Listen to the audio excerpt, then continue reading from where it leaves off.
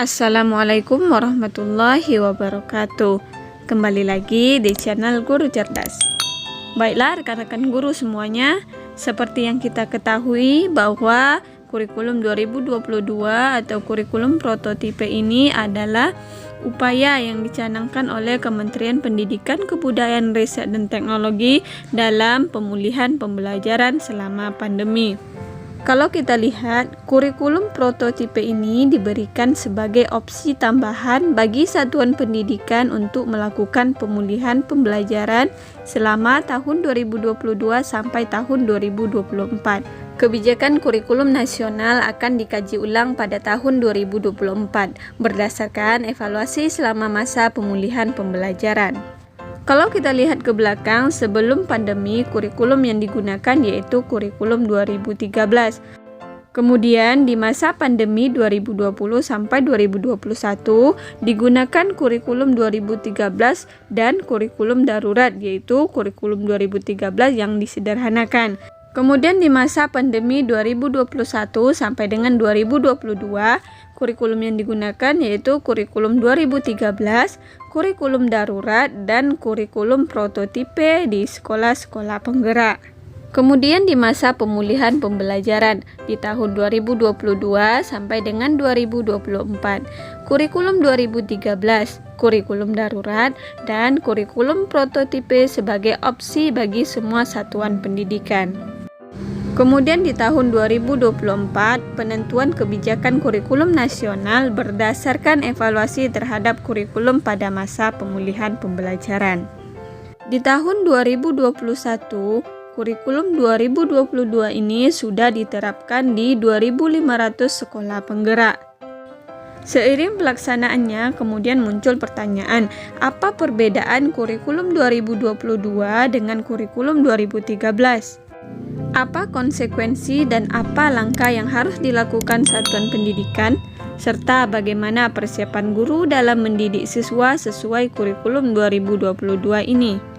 Berikut kita simak paparan dari Menteri Pendidikan Nadiem Makarim. Bahwa kita akan melakukan sebagai bagian daripada learning recovery, kembali pulih daripada learning loss yang cukup gawat darurat sampai sekarang ini. Kita tidak akan melakukan pemaksaan apapun dalam bentuk kurikulum. Ini semua akan siap sekolah yang ingin atau punya kemauan untuk mencoba kurikulum baru ataupun masih berdiri dengan kurikulum yang sekarang itu adalah opsinya sekolah. Jadi tidak perlu lagi ada kekhawatiran mengenai kurikulum dipaksakan. Ya, perubahan kurikulum dipaksakan seperti yang saya sudah bicarakan kepada Komisi 10 di acara kami di Bali, bahwa karena ini masa pemulihan, itu temanya adalah tidak perlu khawatir karena ini semua keputusan masing-masing sekolah untuk mengadaptasi dirinya untuk mencoba kurikulum yang baru apa tidak. Nah, dari pernyataan tersebut disimpulkan bahwa kurikulum 2022 hanya diterapkan untuk sekolah yang mampu menerapkan secara nyata konsep dari Merdeka Belajar dan profil pelajar Pancasila.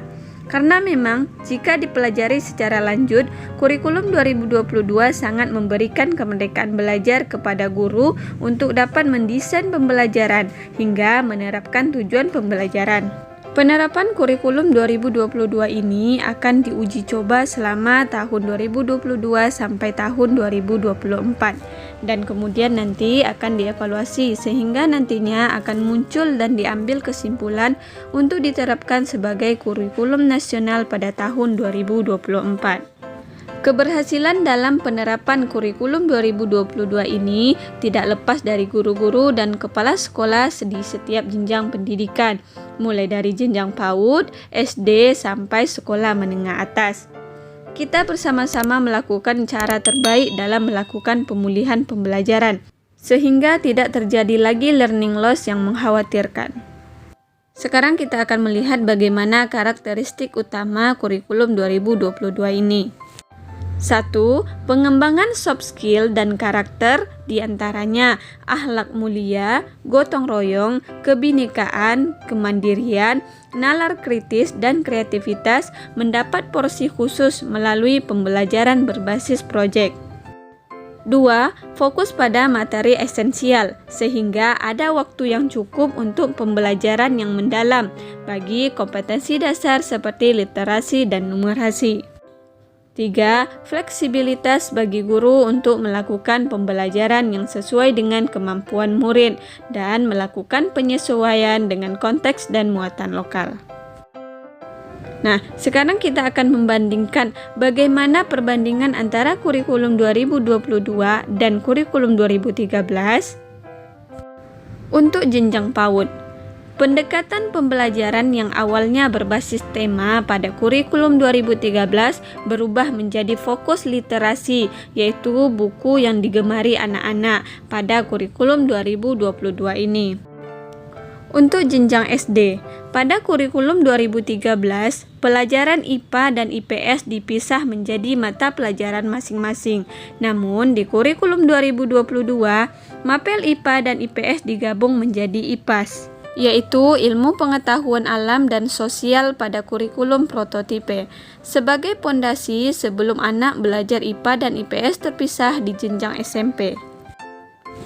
Kemudian jenjang SMP, mapel informatika pada kurikulum 2013 menjadi mata pelajaran pilihan, sedangkan pada kurikulum 2022, mapel informatika adalah sebagai mata pelajaran wajib.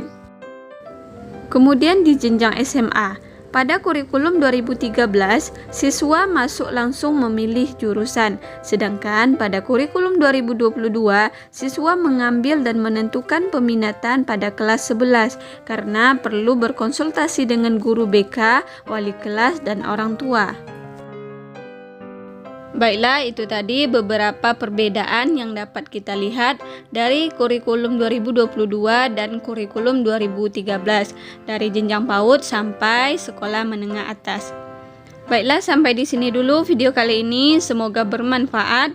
Assalamualaikum warahmatullahi wabarakatuh.